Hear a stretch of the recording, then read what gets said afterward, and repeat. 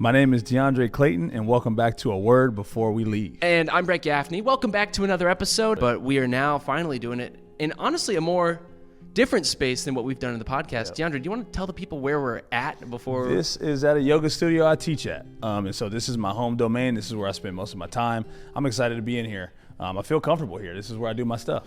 And we all in the show know that we like to travel the podcast. We like to take it to your place or other guest's place and record in a place that they find themselves in on a daily basis, so we understand kind of like what your life is like. Our goal is to put ourselves in your shoes today, and my goal is to give you the platform to share your story. Sweet. So to start it off, we're going to start off with a segment called Word of the Day, brought to you by Merriam-Webster Dictionary. This is not sponsored, but one day it will be. Hey. Putting that out there, always. Today's word of the day is non sequitur. Non sequitur is spelled N-O-N space S-E-Q-U-I-T-U-R. A non sequitur is a statement that either does not logically follow from or is not clearly related to what was previously said. Their example sentence is, "We were talking about the new restaurant when she threw in some non sequitur about her dog." Now, you come up with a sentence using non sequitur, and then I come up with a sentence using non sequitur, Okay. and then that's the segment. I'm just going to freestyle. Let's see what we come up with. I was in the yoga studio teaching, and as I was trying to focus on what I'm doing, I started to think about some things that were non sequiturs of what was in the room. So I got distracted. What were you distracted by? I was distracted by life things. Life things, personal things. Personal life things. But you were supposed to be teaching the class. I was supposed to be teaching. Still pulled it together, but the things that came into my mind were non sequiturs of what I was supposed to be doing. That was a perfect usage of that word. And my sentence is, I was telling my roommate Ethan about a TV show when I had a non sequitur about what we were going to have for dinner that night. And that is word of the day. Welcome back to the show. And as you guys know, we go past, present, future in the way we segment the questions. So D'Andre, let's dive a little deep into where you came from, starting with childhood. Yeah. D'Andre, I know that as a kid, you at some point, kind of in your early 20s, around my age actually, you started to develop a yearning and want for healthy living, healthy lifestyle. You're reading books on vegan, going vegan. You're you're getting into that, right? Yeah. You dug deep right there. Yes, sir. You dug deep. Sir. Yeah. I was an athlete growing up. Played baseball. That was my sport. I played other sports too, but baseball was my main sport. Once I graduated high school, I went to college for a little bit, started to work. I had to kind of take care of some things for the family. Didn't play baseball anymore. No more baseball. So no more baseball. And like any other athlete who is like, what now? If my entire identity was based on this sport, what now? You know, so I started going to the gym, just lifting weights. And from the weights, I started to ask like, maybe I should become a personal trainer. That'd be kind of fun. I worked at Costco and did that at the same time. Personal training led me to yoga. And then the healthy living kind of came from that like personal trainer yoga kind of world right there. So I was just inspired to figure out how I can be my best self and what could give me that feeling of like it was to be an athlete. What do you think kind of made you want to lean more into the healthy living around the time that you were ending baseball? That's a good question. I think it was just needing to feel a sense of self-worth. You know, if you've ever played sports, you know that like that really gives you a sense of self-worth, community. You know, when you are when you're playing a sport, you feel like that's your identity, and winning and doing well in that sport just makes you feel good about yourself. So not playing anymore, I just felt lost. Really? You know? I felt lost. I didn't know really where I was going. I mean, I wasn't the best student. I was okay. The only thing I ever wanted to be in life was a professional baseball player. That was it. I didn't really want to be anything else other than like maybe as a kid being an astronaut or something like that, right? But definitely it was like professional baseball. So once that didn't happen, it was just like, now what? You know? And so it just made me, I was looking for something to make me feel like I had a sense of self-worth. And the first thing that came to mind was just like, hey, you know, my dad lifted weights. Let me go lift weights. He looks strong. He looks good. Let me be like him. So when did diet come into it? Diet came into it as part of that. I think if you start working out and you want to look, when you're 21, 20, 19. Genetics are good. Genetics your are metabolism's good, through the but roof. all you care about is looking good. Yeah. Right? So it wasn't really holistic like it is now. Right now, I think I'm definitely more into the mind, into purpose more so than just like, physical looks. But in order to look good, you have to eat well. You are what you eat, as they say. Right. And I just think I took a natural interest in fitness and nutrition. How did that shape around the relationships in your life with your family and your friends back then? Were you doing a similar thing? Like you said, your dad was also into lifting weights. Yep. Were you and your dad bonding over this kind of like new health lifestyle? Not necessarily. Kind of from afar. Like we'd go to the gym at different times and I'd see him and I'd be inspired by him from afar. You'd be like, hey, Pops. I see you. Right? Yeah. It was kind of my own thing. I don't think I really bonded over it with anyone specifically. My little brother, he was kind of like into it. He was younger than me, 6 years younger than me, and he was excited to like kind of work out with me and look at what I'm eating and stuff. Yeah. But for the most part, it was kind of like my thing. I think it was a journey of self-worth, really. And that's a long journey. Yeah. That's a real long journey. Yeah. I mean, I know at the time you started getting into Instagram and you were posting on social media, which is great for me because I can research you and I can scroll all the way through it.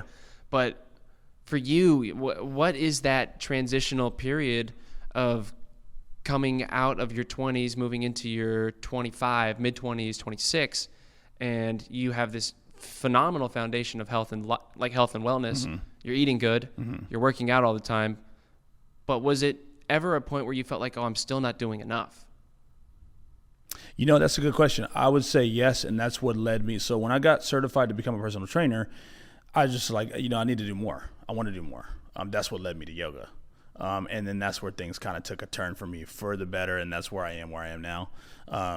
But I definitely felt like I needed to do more, which I'm not mad about because that's what led me to where I've landed. And I think it's a universal feeling to have, wanting to do more, especially I think like as a man in the modern world, I feel like there's a lot of pressure put on men in general to be something, be somebody, to fill the shoes of their parents or their mentors or the people that they look up to. Yeah. And for you, it was like you were trying to find your identity at this time, and you found a lot of gratification and satisfaction through health and wellness because not only were you looking good, but you were performing well. You probably felt better. For sure.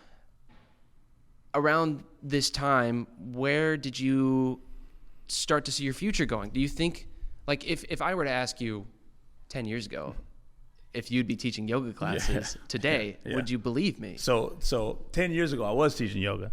So we'd have to rewind 15. Okay, 15 years ago. 15 years ago. No, because you're a personal trainer at the time. Yeah, I was just a trainer at the time. In fact, there was maybe a year or two where I was doing personal training before I got into yoga. I was working at Costco, dude. I wasn't really much of a shout out. Yeah, hey. Shout out. It was a great place to work. I'll tell you that. I was just working there and not really knowing what I wanted to do. I thought that maybe I was just gonna kind of cash in there and maybe move up and go from there and go corporate. But there was something in me that needed to do more. And that's what led me to personal training. And then the personal training and wanting to be the best I could at that made me want to get certified in other things. Once I took one yoga class, I was like, this is kind of cool. What was that yoga class? Like, what happened? It was just as an athlete who your worth is determined by winning, it was nice to move in an intense way, but it was nice to feel like I was enough. It was nice to feel like I didn't have to prove anything. It was nice to just move for the sake of just learning and understanding more so than winning. There's no competition. No competition. And when I walked out of my first yoga class, that was what was life changing for me. It's like, damn, it's nice to be able to move and explore without needing to accomplish something very specific, which is winning a game or achieving stats or any of that stuff. How long did it take for you to want to get certified in teaching classes? I mean, it was pretty quick. I went to the studio with the intention of eventually doing the training. I did it about 6 months in, which honestly, usually you should do it for a while, right? But where I was, my mentor was like, hey, you should consider this. You'd be good at it. And I just said yes. It was weird because I didn't even think about it. I was just like, yeah, I didn't even have the money for it. I just was like, yeah, I'll figure it out. It just felt right. It felt It was like a canon event. Things were clicking into place immediately. You're like, this is the obvious path. Yeah. And I'd argue that that's a lot of my life has been like that. It's just, just saying yes to things, and being open to things, because you just never really know. Yeah. Yeah. So what would you, if you got a chance to go back and see D'Andre when he was going through these first yoga classes, what do you wish he knew at the time that you might know now, but he didn't know it back then? You don't have to have it all figured out. I think, in hindsight, when I look back, things are falling. I've been through all kinds of ups and downs in the last, I'd say 5-6 years, but things always kind of make sense, and they find their way to make sense. Things do start to come together. I wish I would have allowed myself to just live and go through the ups and downs, and to know that I didn't have to have everything together, right? I didn't have to have everything together at 25 or have everything figured out. We were just talking about that. Yeah. There's room to learn things. So make mistakes. Don't move into something not knowing if you're going to be good at it. Yeah. Because you can't possibly predict what's going to happen. You just have no idea. You can try, but you just don't know. Easier said than done. Easier said than done. And so that's why I like yoga, because you learn practical techniques to help yourself work through things like anxiety and nervousness, so you can allow yourself to do that. I don't know if you guys know this, but I lean quite anxious and nervous sometimes. Yeah. As a guy coming from a divorced household, that's just what happens. Yeah. What would you say to somebody that maybe has never done a yoga class?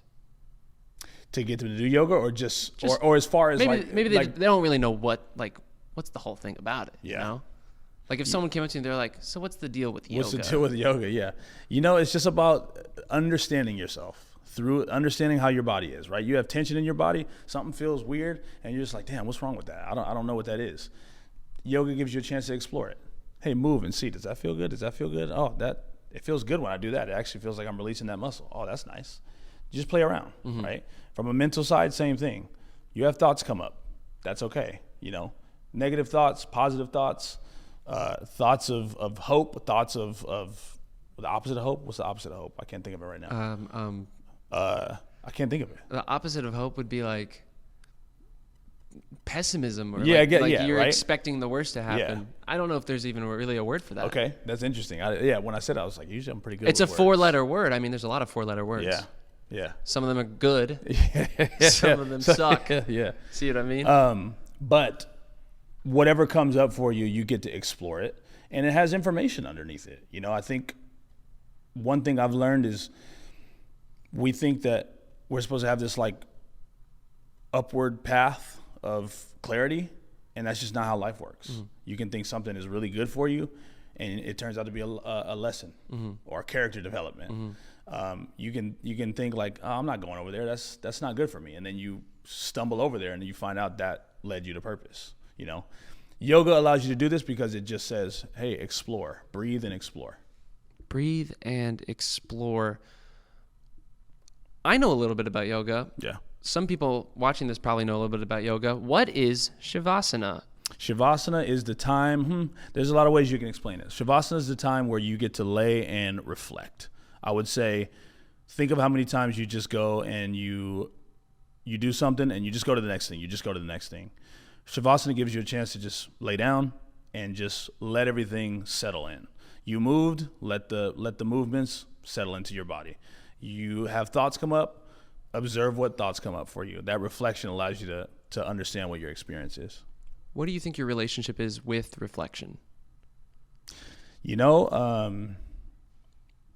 I think that's one of the things that makes me love teaching yoga, doing yoga, and why I connect with a lot of people is because of, I think reflection is just really like what I've been forced to do at an early age. My mom died when I was 8 overnight, woke up to her, passed away. And for an 8-year-old boy, the question is like, why did that happen to me? Yeah. Why did that happen to me? So I think I've always moved with this sense of, why does this happen? Why does that happen? And when you have this sense of just, you're always pondering things, you come up with some pretty cool answers or some pretty cool observations, right? Because I lead with more curiosity and more reflection over like expectation. Expectation. What's your relationship with expectations? Because of how I was raised, not much. I think right now I'm trying to set expectations and work towards specifics just to challenge myself as far as discipline goes, because I'm really good at going with the flow. Sure. I mean, that's your whole thing, right? But everything in balance, right? Yeah. We do need to go with the flow, but sometimes you have to say, hey, look, I'm going to get up every day at 5 a.m. I don't care what I feel. I'm going to get up every day at 5 a.m. Do you get up at 5 a.m. every day? I try to. Okay. Between 4:30 and 6. Sure. Luckily, I have early classes to help me do that. Yeah. You're like, well, I got work to do. I got to get out. Between 4:30 and 6, I'm up. I would like to get up at 4 every day. That's tough, though. I don't know. That's early. It's like, early. when are you going to bed? I really only need about 6 hours max. If I can get 7, that's cool. But if I can get 5 to 6, I can function. I'm a napper too. So you take naps after? Yeah. You're getting your 8th hour in there somewhere. Somewhere in there. And I love that's what matters. I love a good midday siesta. As long as you're not like, 3 hours is all you need. Yeah, every single day. No, you need sleep. Hours. You definitely need sleep, right? Some people probably need more than others. I think I skew on the lower side. Mm-hmm. If I try to sleep for 8 hours, at some point my body's like, hey, let's go. We're excited. What do we got? Get after it. Time to get after it. That's why I say between 6 and 7 is ideal for me. So what is rest for you? You've spent the last 10 to 15, 20 years physically moving, eating healthy, working out, doing yoga, personal training. What's rest? That's a good question, man. And I think that might be the question that I needed to hear and ponder today. Really? Yeah, because I think it's important. It is important, and I think being 37, I'm at this age where I'm battling between what the societal expectations are of a 37-year-old. Am I there? And you start to judge yourself, and so I think I think I've found myself in the last 3 or 4 years since I've went through some big shifts of kind of being in hustle mode. And the reason why I say I might need to have heard that today is because it's like, hey, maybe I need to actually think about what rest is, because I'm just on because I'm trying to keep up with the expectations because I'm getting older, if that makes sense. So I need more rest. I need to understand what it means to just go back to when I was 26, 27, thinking I have time and like I don't need to rush anything. Hey, it's okay for you to shut it off and just chill. That was an amazing answer. I think this is a perfect time for us to go into a classic segment, and then we're going to dive a little bit deeper after the segment. This is called Wordplay. This is a game I play with every single guest on the show. It's simple. The rules are simple. Nothing in the room. We're going to say one word at the same time from a countdown. And our goal is to get to the same word. Cool. No names. Try not to repeat any words we've already said, and nothing that we can see in our proximity. Okay, so just a random word. Random word, and then we're going to try to get to the same word. Cool. Whenever you're ready, I'll start counting down. Let me think of a word. Nothing in the room, you said? Nothing in the room. Nothing in the room, okay. I got a word. I got a word too. 3, 2, 1. Egg. Oyster. Hey, food. Similar, all right. I got another word. Me too. 3, 2, 1. Sushi. Produce. Produce and sushi. Okay. I got a word. I got a word too. 3, 2, 1. Seaweed. Salmon. Oh, that is close. Salmon crazy. and seaweed. Guys, if you're playing along, we're getting close. We're getting close. Salmon and seaweed. Okay. I got a word. I got a word too. Let's go. 3, 2, 1. Tuna. Oh! Yes, we're both in that seaweed. That's good, yeah. That was the sushi vibe right Yeah, there. that was. We went from, our first word was oysters and I think what did I say? Egg. Egg, yeah. Oysters and egg, and we ended on tuna. Guys, that was wordplay. Quick game, and That's we're fun, going dude. back to the questions. That's great. D'Andre, you've touched a little bit on the passage of time, kind of subtly. I don't know if you were aware of it, but you've talked a little bit about how at 27 you felt like you had time. At 37, only 10 years later, you feel like you don't have time. Why is that? Which is a very open-ended question. You know, community is interesting, right? Because the older you get, the people you hang out with, they have things, right? You start to when you're 15, everyone's in high school, right? When you're in college, everyone's in college. When you're 24, 25, everyone's kind of going through a similar thing, right? But we're figuring it out. We're figuring it out. That's right? where I'm at right now. And everybody has different paths always. Yeah. But they're similar paths, right? Now, as we start to age, now you're starting to see, right? They have a house. I don't have a house. They are married with kids. I am not married with no kids, right? And then you start to judge that up against like, oh, well, what's acceptable by society? What will people respect me for or look at me and feel inspired by? And that's where at 37 it starts to get a little scary, right? And so that's what I would say is the difference now. I still feel like I have time, right? Deep down I understand that I have time and I'm fine, right? I'm on my path. I love my path. To be honest, I love my path. You got a busy day ahead of you. I got a busy day. You were working this morning. Yep. Doing a podcast now. Yep. And I love meeting with people, talking with people. I love teaching yoga classes. I'm doing everything that I want to do, right? And there's things that I want to aspire to that I have the curiosity to go figure out and I can make happen, right? So I'm in a good place. Mm-hmm. But this feeling of needing it to look a certain way right now can be a little, that can be the thing that it makes you feel like you need to rush. It makes you feel like you can't rest. It makes you walk into a room sometimes and feel like you're not enough, even when you are, you know? How do you deal with that? How do you deal with that feeling of like, oh, I'm not enough?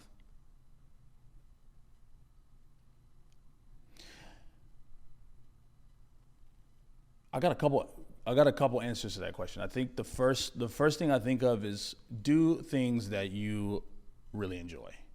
Because I really enjoy, I love, as weird as it sounds, I feel like I just love teaching yoga classes. Specifically, I love teaching yoga classes. I would say, like, even though it's what I do for a living, it's a hobby of mine too. Sure. Like, sometimes I don't want to take off because I want to teach. I like it, you know?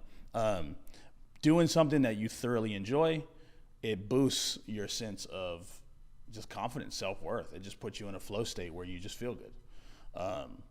So I feel like that's one way to work through it. Another way is just affirmation, telling yourself it until you believe it.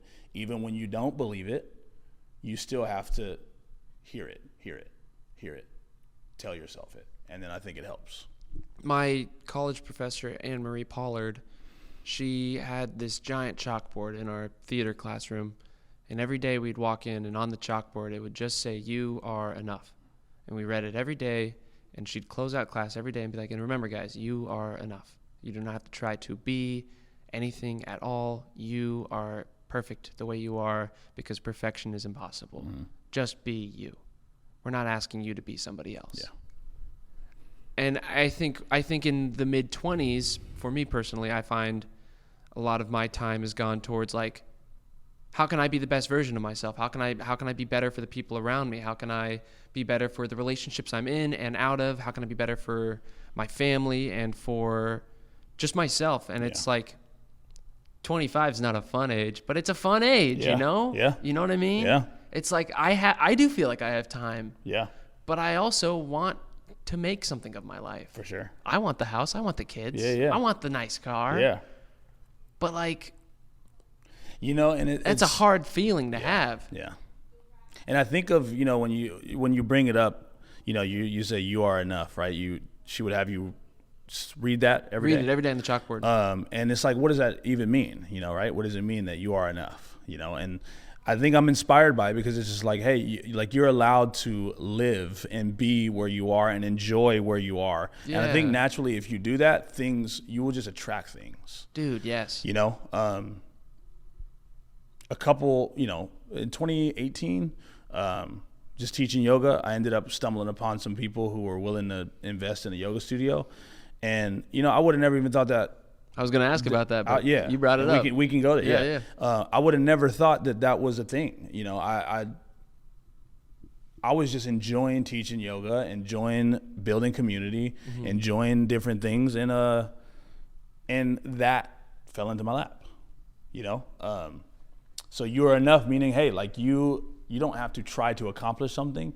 Have fun, enjoy, be present, and naturally, things will start to come your way. It's like you shift your vibe to where things start to come to you. Yeah. And you don't have to try to force it or Yeah. So COVID happens. Mm-hmm. You have the yoga studio. Yep.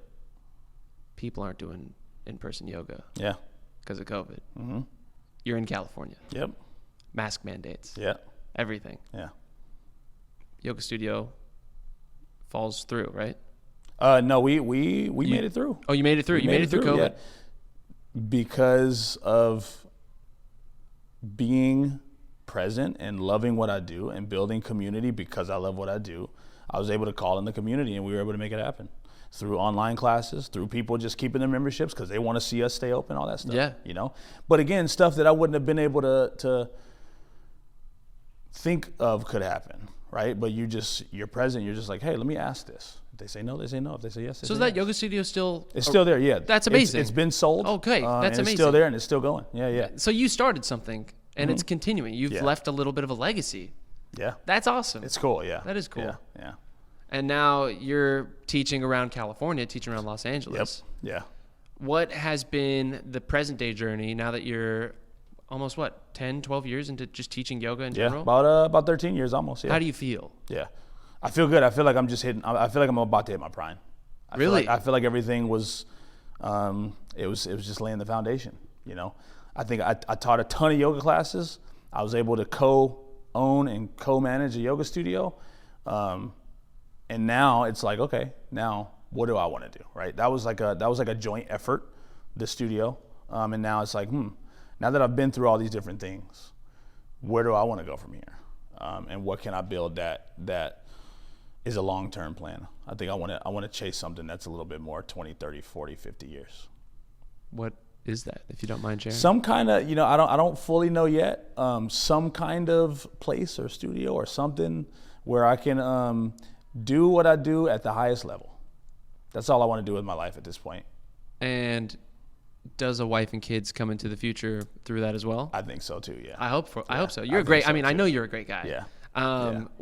D'Andre and I actually met through my close friend Lizzie, who was like the first friend I met in LA, and you taught her to be a yoga teacher, right? For sure, yep. And so I wanted to know, like, what's it like building those community relationships with other yoga teachers, people that want to do what you do? Yeah. Because you teach a lot of people how to teach yoga. Yeah. It's really fun because you get to be a part of, like, I know what that feels like to take a yoga class and be like, hey, this is great, and you take a teacher who you look up to and you're like, that's cool. I want to do what they do. Right? It's nice to be able to hold space for them to find their own voice. I think yoga is important, and I think that, like, the more, not just yoga teachers necessarily, but I think the more people are stepping into a deeper sense of their self, I think it just makes the world a better place. And so I like to use teacher training as a platform to help people study themselves more. Like, yeah, you can learn to teach yoga, but it's really time for you to dive into yourself, as I did when I did it. And I didn't know that's what I needed. Like, yeah, I did it for a certification, but it was cool to sit for multiple days a week for some time and ask questions about yourself and challenge yourself to do things like get up in front of people and speak and, like, share yourself. That's hard. Yeah, getting in front of people is hard. It's hard. For a lot of people, it's really hard. And it's hard to, We're technically getting in front of people right now. Yeah. Like, sure, they may not be in the room, but the camera represents the audience. Yeah. The camera represents the people. Yep. The microphone represents the ears. Yeah. You know, even if one person watches this or 100, Yeah. you know, it's like that is an impression that you're leaving on somebody. Yeah. Yep. And I think that's the, you know, yoga teaching specifically has given me permission to put my growth and allow people in on what that growth looks like, you know? Because as a yoga teacher, dude, especially like with anything that you teach or when you're in front of people, you're putting yourself up to be judged, you know? And so I think yoga teaching is cool because it's helped me to hold myself accountable, you know? They're like, oh, you don't do that.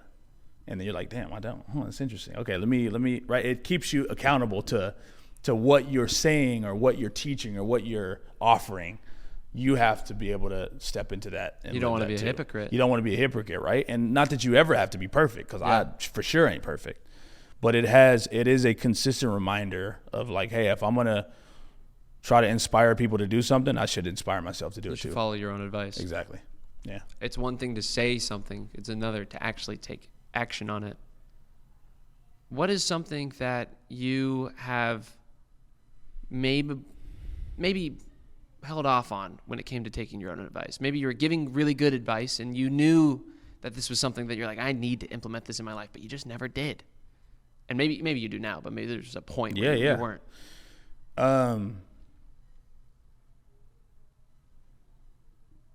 That's a good question. I had like 5 things coming to my mind all at once.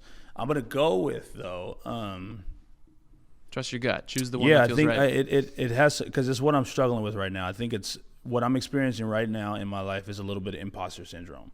I know I'm good at what I do. I have the proof and the feedback that tells me I'm good at what I do. People are still coming back to the classes. I have people who are like, hey, how can we help you? I've had people do that, and I've been able to actually, like I said, the yoga studio that I had, like that was people who trusted, right? Yeah.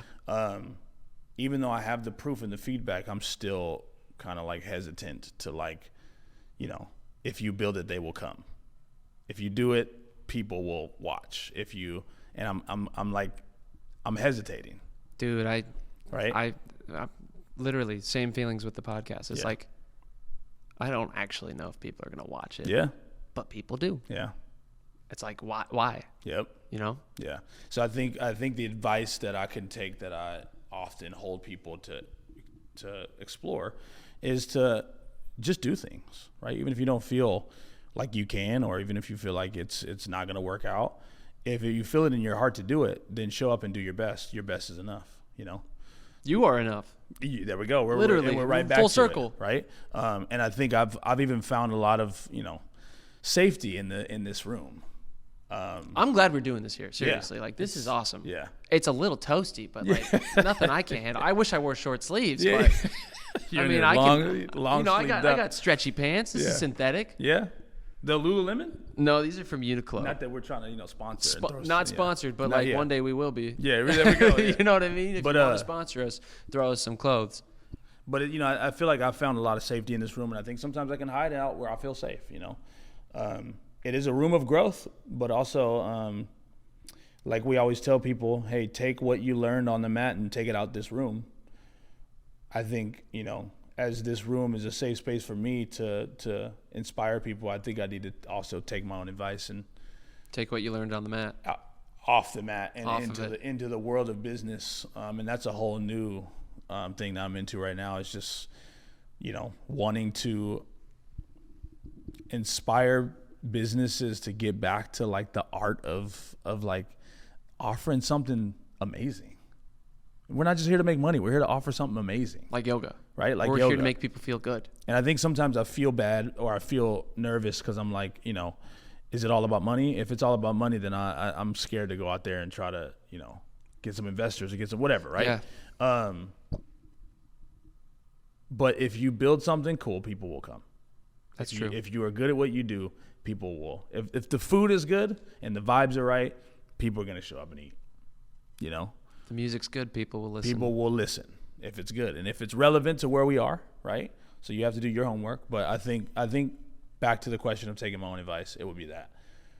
Hey, I've learned a lot teaching yoga in these rooms. I've learned a lot from myself. I've learned a lot from people who take class. I think it's time to go outside of the safe space and create some things, and that's scary. Yeah, man. Yeah. Yeah, that resonates with me. Yeah. What would you have to say to somebody that might be struggling with their masculinity? Yeah.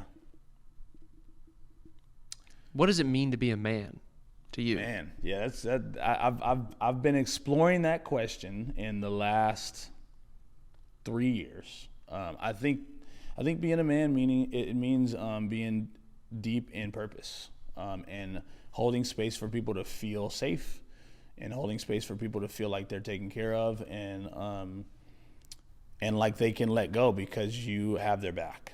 Yeah. I think the strength of a man can make people feel like they can drop in and just be. And so a lot of that has to do with knowing the values that you stand on, and I can't say I grew up with a lot of values. The value was fucking just stay alive. Survive. Go work and make sure you make enough money to make rent, right? Those are the values that I learned, right? If you are struggling with something, keep it in the dark. Yeah. And don't share it, right? Do you actually believe that, though? I don't believe that. I'm saying that these are the values. These are the values that I've observed, right? Yeah, and I know that my parents and the people around me did the best they could with what they knew, right? But these are the values that I learned. So in the last 2-3 years, I've come to terms that being a man is, hey, understanding what you value and standing on those values. Yeah. And not wavering from it, right? Being stable and saying, hey, this is what I'm about. This is what I'm going for, and dropping into it, and dropping into it, and making it safe for other people to do the same around you because they see how stable you are, how strong you are, how emotionally stable you are. I think it's perfect time for us to go into another segment, and then we're actually moving into the final questions after that. Cool. This segment is more about. This is something I've never done before. I thought you could be good at this. Mm-hmm. I wanted to know if you could guide us through a Shavasana. Sweet. If you want, we can still stay in the blocks, but I thought maybe we could give the listeners a time to rest, or the viewers. Yeah. So I'll let you drive. Sweet. And I'll be. You'll be the student. I'll be the student. Let's do it. I'm gonna have you get as comfortable as you can. Sure. So you can put the mic down, take off the headphones, assuming you can get right back into it if you want. Yeah, I can. Cool. And I'm gonna have you just lay down on your mat. Feel free to join in if you'd like. The key here, get comfortable. If it's not comfortable for you to lay down with your legs long, bend your knees. That's cool. You can do whatever you want with your hands. Sometimes in yoga classes, we like to have the hands by the sides. Other times we'll place a hand on the heart, the other on the belly. Whatever it is that feels intuitive and that allows you to drop in. Close your eyes if you haven't done so yet.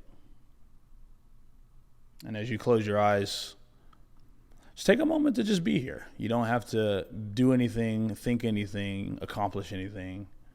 What does it feel like to just be present? That sounds nice in theory, right? Sometimes it's nice to be present, easy to be present. Other times you have things on your mind.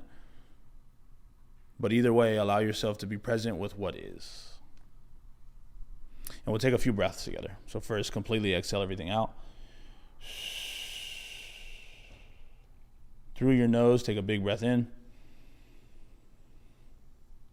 And then open mouth exhale.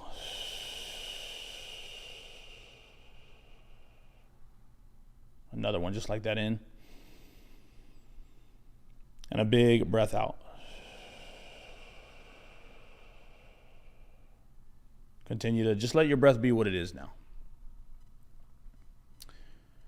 I'm always reminded every now and then of a favorite quote of mine, and that quote is as follows: you are allowed to be a masterpiece and a work in progress simultaneously. You are allowed to be a masterpiece and a work in progress simultaneously. I like this quote because it gives you permission to be an expert. You've been here on this earth for as long as you've been here. You know things. Move as if you know those things. Feel confident in what you know. put that stuff to the test. But you can also be a work in progress. You never have to have everything all figured out or together. No one ever does. So it allows you to be open to learning, curious as to what you don't know. And with both of these together simultaneously, it allows you to just feel a sense of softness and presence. Strong, yes. You're going to make moves, but it allows you to just drop into the moment. Learn from what's hard. Enjoy what's easy. So may you remember this. You're allowed to be a masterpiece, perfect the way you are, and you're allowed to be a work in progress at the same time. Take 15 seconds to just let that sink into your muscles, your bones, your joints, your cells, your subconscious mind.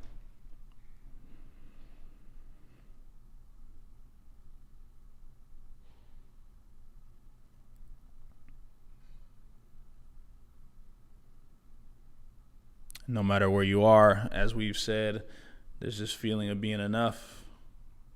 You have time to grow and time to enjoy.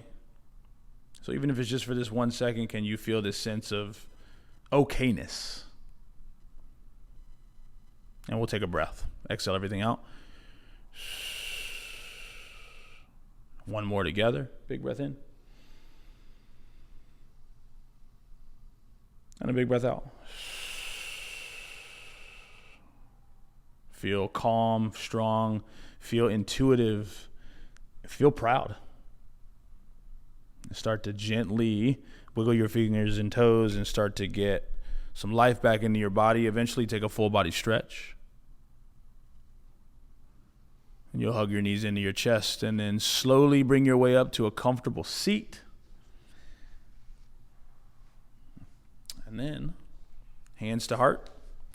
With the hands to heart, just merging everything that you are with the consistency of your heart. As long as you're alive, may you feel capable. May you feel like you are on the right path. You're always where you need to be. One more breath in. And out. And that is our Shavasana, friends. Namaste. That was great. Let me get these blocks back in place. Headphones back on. How did that feel? I am relaxed. Good. I feel rested. Yeah. You need to experience that. You know what I mean? I need to experience the rest I give to other people. You need to rewatch this episode and play along with your own guided Shavasana. Yeah. That's what you need to do, because that was awesome. Yeah. Well, guys, that was guided meditation or guided Shavasana with D'Andre Clayton.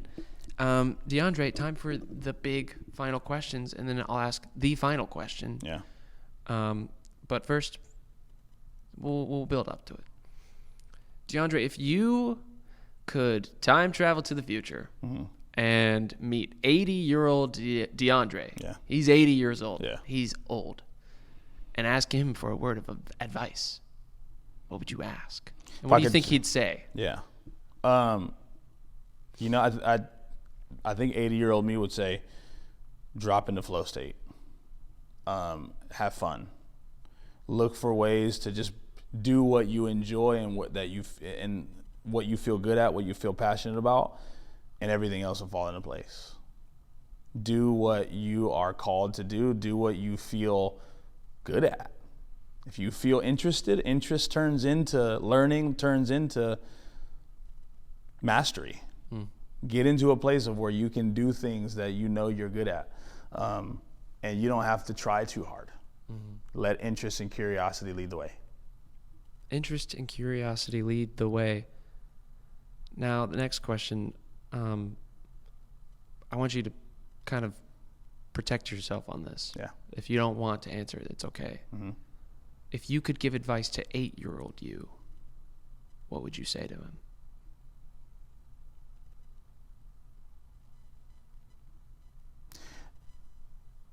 That's interesting. I haven't really felt emotional like this in a while. I would say you are enough.